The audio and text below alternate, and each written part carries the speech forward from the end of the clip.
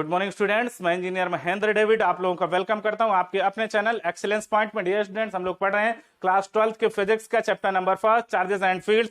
Charges and fields में अभी last lecture में हम लोगों ने पढ़ा electric field intensity due to a short electric dipole on axial and equatorial line of electric dipole. ये हमने लास्ट लेक्चर में अभी खत्म किया, इसका डेरिवेशन करवाया। तो डियर स्टूडेंट, जिन लोगों ने लास्ट वीडियो नहीं देखा है वो लोग उस लास्ट लेक्चर का वीडियो जरूर देख लें, क्योंकि आज का जो लेक्चर होने वाला है वो लास्ट के लेक्चर से बहुत ज्यादा रिलेटेड है। तो पहले हम 2 मिनट लास्ट लेक्चर के बारे में बात करते हैं। हमने जो पढ़ा लास्ट लेक्चर में, हमने क्या पढ़ा बेटा कि हमारे पास electric field intensity on axial line, किस पे? ऑन एक्सियल लाइन के लिए हमने क्या किया था स्टूडेंट? हमने लिया कि हमारे पास ये एक निगेटिव चार्ज और ये पॉजिटिव चार्ज, ये हमारे पास क्या क्रिएट कर रहे हैं? एक डायपोल क्रिएट कर रहे हैं,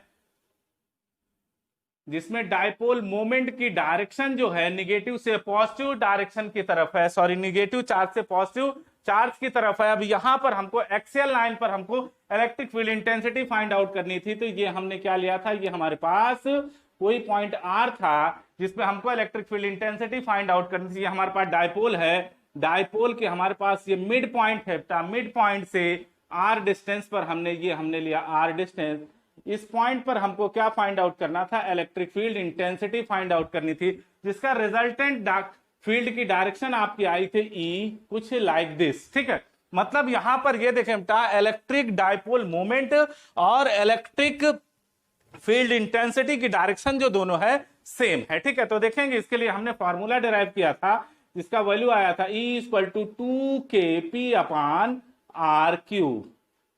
ये हमने फार्मूला डिराइव किया था। इसके लिए हमारे पास था क्या बेटा? R greater then 2L। इस कंडीशन के लिए था। L क्या होता है बेटा? ये पॉइंट आपका यहां से यहां तक बीच का डिस्टेंस, और ये भी क्या होता है? L होता है। इतना हमने लास्ट लेक्चर में इसका डेरिवेशन किया था। ठीक है, और दूसरा डेरिवेशन हमने क्या किया था? दूसरा डेरिवेशन हमने किया था इक्वेटोरियल पोजीशन के लिए। उसमें हमने क्या किया बेटा? हमने लिया ये निगेटिव चार्ज, ये पॉजिटिव चार्ज, ये आपका एक डायपोल क्रिएट कर रहे हैं। 1 मिनट, ये क्या कर रहे हैं? एक डायपोल क्रिएट कर रहे हैं। ये पॉजिटिव चार्ज, ये इसका मिड पॉइंट होता है। तो क्या है? ये हमारे पास डायपोल का मिड पॉइंट है, जिसको हमने O कहा। अब यहां पर इलेक्ट्रिक डायपोल मोमेंट की डायरेक्शन क्या होने वाली है? इलेक्ट्रिक डायपोल मोमेंट की डायरेक्शन निगेटिव से पॉजिटिव, मतलब कुछ इस डायरेक्शन में होने वाली है। ये आपका P का डायरेक्शन है। ओके, अब देखें ऐसे इक्वेटोरियल मतलब इस पर, इसके परपेंडिकुलर यहां पर कोई पॉइंट R है जहां पर हमको electric field intensity find out करनी होती है। तो यहां पर हमको फाइंड आउट करना है, तो इसके लिए जो रिजल्टेंट इलेक्ट्रिक फील्ड इंटेंसिटी की डायरेक्शन आई थी वो आपका कुछ ये आया था। ठीक है, मतलब डायपोल की डायरेक्शन, डायपोल मोमेंट की डायरेक्शन और फील्ड इंटेंसिटी की डायरेक्शन जो आपका है दोनों अपोजिट आई है। और इसके लिए वैल्यू हमने जो फाइंड आउट किया था, मैग्नीट्यूड हमारे पास आया था kp अपॉन आर क्यूब। ये हमारे पास आया था बेटा। ये भी किसके लिए था? R greater than two L। L क्या है बेटा? यहां से ये डिस्टेंस और ये डिस्टेंस आपका L होता था। इतना हम लोगों ने लास्ट लेक्चर में इन दोनों का डेरिवेशन किया था। ठीक है, तो आज हम लोग डिराइव करने वाले हैं हमारे पास electric field intensity at any point, चाहे वो इक्वेटोरियल हो, एक्सियल हो या कोई अदर पॉइंट हो। उसके लिए तो देखते हैं बेटा हमने क्या लिया। हमने ये लिया कि हमारे पास नेगेटिव चार्ज,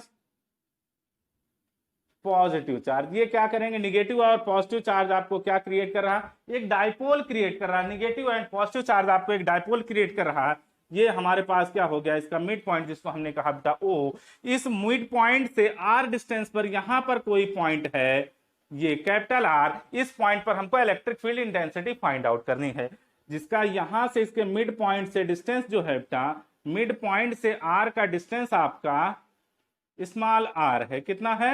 स्मॉल r है। ओके, तो देखते हैं कि ये हमने ये कंसीडर किया कि हमारे पास ये डायपोल से हमारे पास देखें डायपोल, इलेक्ट्रिक डायपोल मोमेंट की डायरेक्शन क्या होने वाली है? इलेक्ट्रिक डायपोल मोमेंट की डायरेक्शन देखें बेटा, निगेटिव से पॉजिटिव, मतलब ये डायरेक्शन। ठीक है, तो इससे हमारे पास इस डायपोल मोमेंट से हमारे पास थीटा एंगल पर पॉइंट है। ठीक है, तो अब देखते हैं हम करते क्या है कि ये जो हमारे पास डायपोल मोमेंट है, इस डायपोल मोमेंट को हम 2 कंपोनेंट में रिजॉल्व कर लेते हैं। एक तो हमारे पास देखें बेटा, ये हमने लिया थीटा, तो इस डायरेक्शन में आपका क्या आएगा? इस डायरेक्शन में आपका आ गया P cos थीटा। ओके, कितना आ गया, पी कॉस थीटा, मतलब यहां पर जिसके साथ एंगल होता है उसके साथ कॉस थीटा। दूसरा क्या होगा कंपोनेंट, दूसरा कंपोनेंट इससे 90 डिग्री, इसके 90 डिग्री मतलब आपका कुछ देखें बेटा लाइक दिस, ऐसा होने वाला। सॉरी बेटा, हाँ ये P का डायरेक्शन था बेटा, ठीक है। ये हमारे पास है जो इससे कितना है 90 डिग्री पर। देखें बेटा तो एक कंपोनेंट तो आपको आ गया P cos थीटा जिसका डायरेक्शन ये आ गया। दूसरा इसका कंपोनेंट कौन सा है, दूसरे कंपोनेंट की डायरेक्शन ये आएगी जो आपका आ गया P sin थीटा। क्लियर। तो ये हमने इसको दो कंपोनेंट में रिजॉल्व कर लिया। अब इन दो कंपोनेंटों को हम क्या कर रहे हैं, अलग अलग डायपोल कंसीडर कर रहे हैं, मतलब हम इसको एक डायपोल कंसीडर कर ले रहे हैं। देखें बेटा ये हमारे पास देखें डायरेक्शन क्या होती है, निगेटिव टू पॉजिटिव।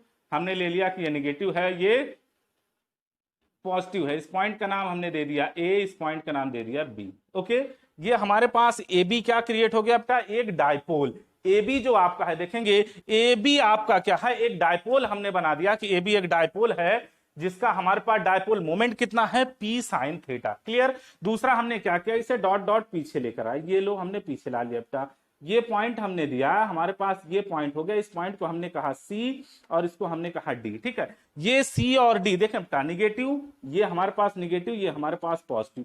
ये एक डायपोल क्रिएट हुआ, देखें बेटा ये एक डायपोल क्रिएट हुआ ये आपका, ठीक है, जिसका डायपोल मोमेंट कितना है, इसका डायपोल मोमेंट है P cos थीटा। अब इन दोनों के कारण, एक ये आपका है और एक ये है, इसके कारण इस पॉइंट पर आपको electric field intensity find out करें। तो देखें बेटा इस पॉइंट पर हम पहले C एंड D के कारण देख रहे हैं, किसके कारण, due to C and D।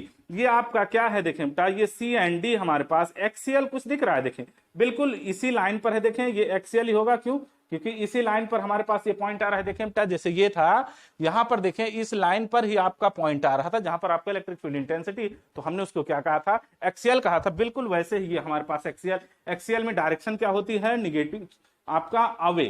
तो देखें यहां पर हमारे पास जो फील्ड की डायरेक्शन होने वाली due to this C and D, ये आपका कितना होने वाला है, ये होने वाला है E1। ओके, अब बात करते हैं हमारे पास ये दूसरा डायपोल। दूसरा डायपोल देखें बेटा जो आपका ए एंड बी है, ये आपका दूसरा डायपोल ए एंड बी पर पॉइंट कैसे पड़ रहा है, देखें परपेंडिकुलर है। ठीक है, जैसे ये देखें ये आपका डायपोल था, इस पे ये पॉइंट कैसे था, परपेंडिकुलर था। बिल्कुल देखें ये आपका पॉइंट है, ये पॉइंट है, ये पॉइंट आपका इस डायपोल पर क्या है, परपेंडिकुलर है। अब यहां देखें बेटा, यहां पर डायपोल और फील्ड की डायरेक्शन क्या है, अपोजिट, मतलब डायपोल की डायरेक्शन ये है, तो यहां फील्ड की डायरेक्शन कैसे आने वाली, यहां फील्ड की डायरेक्शन कुछ ऐसे होने वाली है। ये आपका आ गया E2 की वैल्यू। क्लियर।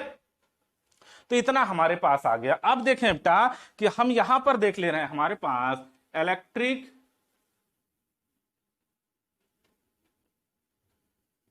फील्ड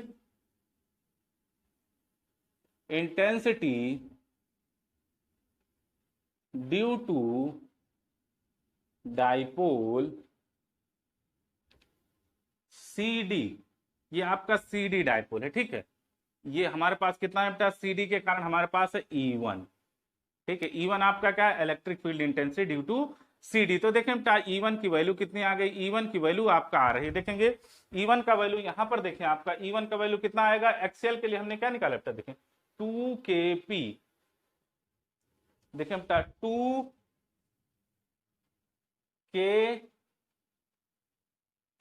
देखें बेटा यहां पर डायपोल, आप इसमें देखेंगे डायपोल मोमेंट कितना था, यहां पर इसका P है, बट इसका देखें डायपोल मोमेंट कितना, इसका dipole moment P cos theta. तो P के प्लेस पर क्या लिखेंगे, P cos थीटा, और ये हमारे पास R3, ये हमारे पास E1। ठीक है, अब E2 देखें आपका क्या आएगा, E2 आपका आ गया electric field intensity due to dipole AB। देखें बेटा AB ये है, AB देखें आपका ये कैसे, इस पे परपेंडिकुलर मतलब क्या है, इक्वेटोरियल। इक्वेटोरियल के लिए कितना आया था, देखें ये आपका E2 की वैल्यू कितनी आने, E2 की वैल्यू आने वाली है KP sine theta upon r cube. हमने साइन थीटा क्यों लिया? क्योंकि इसका डायपोल मोमेंट कितना है बेटा, पी साइन थीटा, ये हमारे पास E2 की वैल्यू है। क्लियर? अब यहां पर देखें E1 और E2 का रिजल्टेंट कितना आने वाला है। ये आपका E1 है और E2 है, तो इसका रिजल्टेंट कुछ ये जाने वाला है, जिसको हमने कहा E। तो सॉरी E हमने कहा, तो E हमको फाइंड आउट करना है। तो आपको हमने क्लास 11th में पढ़ाया था बेटा कि जैसे ये आपका वेक्टर A था, ये वेक्टर B था और ये वेक्टर R था। तो वेक्टर R का फॉर्मूला डिराइव करवाया था, R का वैल्यू फाइंड आउट करने के लिए A² plus B² plus 2AB cos theta, ये हमने डिराइव करवाया था। ये एंगल कितना होता था? ये एंगल होता था थीटा। ठीक है, तो बिल्कुल वैसे ही देखें, यहां पर ये आपका A है, ये आपका B है और ये आपका एंगल है बेटा। ठीक है, तो ये हमारे पास कितना आ जाएगा, E का वैल्यू इस फॉर्मूले में पुट करें, आपका कितना आ जाएगा? देखें, ये आपका आ जाएगा E1² plus E2² plus 2E1 E2 cos 90 degree. देखें बेटा, यहां इन दोनों के बीच में एंगल कितना है? 90 डिग्री। तो जब 90 डिग्री, तो ये पूरा पार्ट क्या हो गया? 0 हो गया। क्यों? क्योंकि cos 90 की वैल्यू कितनी होती है? 0 होती है। तो E का वैल्यू आपका कितना मिल गया? E का वैल्यू मिल गया बेटा E1² प्लस E2²। इतना नोट करेंगे, नोट करें बेटा फास्ट, इसे हम हटा दे रहे हैं।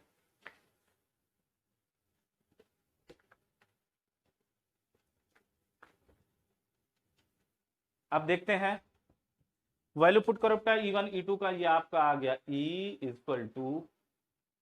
देखिए बेटा E1 का वैल्यू कितना है? 2kp cos theta upon R cube का होल स्क्वायर प्लस E2 देखें बेटा कितना है? kp साइन थीटा अपान R क्यूब का होल स्क्वायर। ठीक है, अब यहां पर देखेंगे बेटा, आप इसे क्या लिख सकते हैं? आप इसे लिख सकते हैं 4k² p² cos square theta upon R cube का होल स्क्वायर।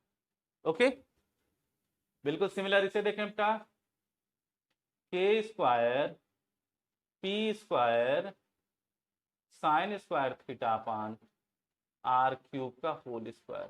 ठीक है, इतना हम लिख सकते हैं। अब समझेंगे आगे।